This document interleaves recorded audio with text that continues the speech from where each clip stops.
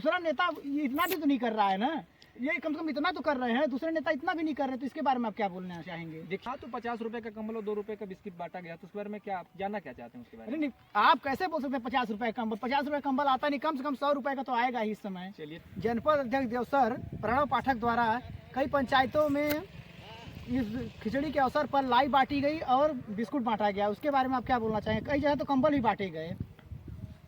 देखिए, इस बारे में मुझे आप अभी बता रहे हैं तब मुझे जानकारी मिल रही है। गरीबों के लिए क्या क्या बांटे हैं? बिस्कुट और बिस्किट, लाई, कंबल, कंबल ही बांटे गए हैं, इतनी ठंड है तो।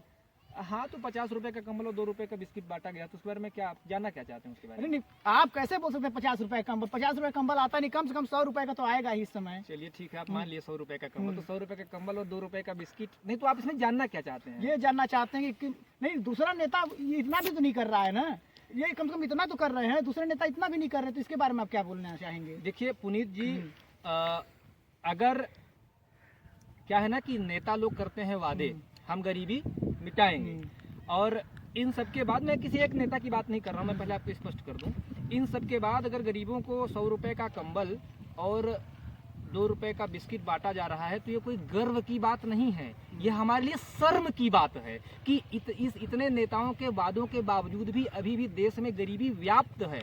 और जो बोला जा रहा है ना 2047 तक क्या भारत को बना देंगे, विकसित भारत बना देंगे, तो ये सिर्फ और सिर्फ आप भी जानते हैं बेहतर तरीके से कि सिर्फ हवाबाजी है। हाँ ठीक है, वोट लेने के लिए, सारी चीज़ों के लिए अच्छी बात है, करें।